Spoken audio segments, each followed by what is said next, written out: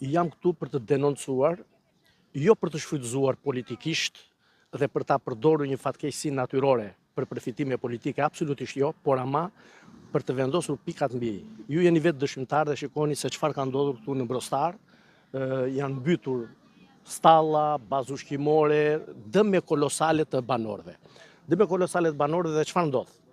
Si pushteti qendror, edhe pushteti lokal.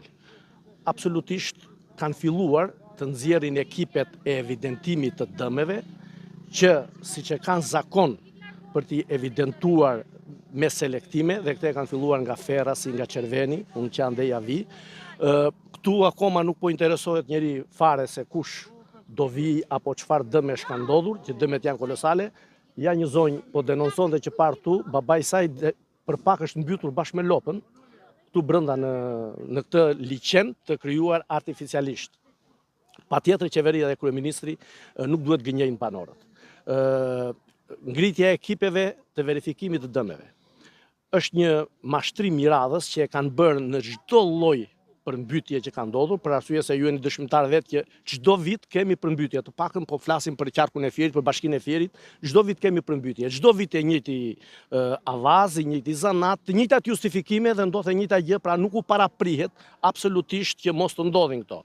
Dhe ekipet e verifikimit të dëmeve janë ekipe klienteliste, ekipe nga bashkia që më shumë verifikojnë militantët e tyre, njerëzit e tyre dhe bëjnë dhe selektime.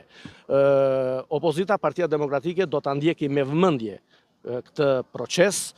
Unë jam këtu bashkë me kryetarin e Partisë Demokratike Dega Fier, që është dhe antar i Këshillit Bashkiak në Fier, ku do të interesohemi tek Këshilli Bashkiak për të pasur një transparencë tek evidentimi i dëmeve, por në qoftë se nuk shpallet gjendja e fatkeqësisë natyrore, që kryeministri nuk e shpall në mënyrë të qëllimt, ajo është thembra e akilit. Në qoftë se shpallet gjendja e fatkeqësisë natyrore, atëherë me ligj janë të detyruar të bëjnë një dëmshpërblim 100% të gjithë banorëve, edhe për banesat e tyre, dhe për orendit shtëpiake, edhe për bazën ushqimore, edhe për bagtitat ku ka humbje dhe për çdo gjë tjetër. Parë në këtë këndvështrim, pra kemi përsëri një propagandë, kemi përsëri një mashtrim dhe absolutisht presin që të vi përmbytja e radhës, të zëj dhe të shuaj përmbytjen paraardhëse.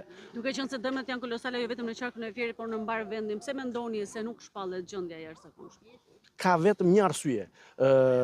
Kryeministri nuk do të harxojë para për qytetarët, kryeministrit parat i duhen për t'i vjedhur vetë, për të bërë koncesione, për të bërë tendera, dhe ne tashmë nuk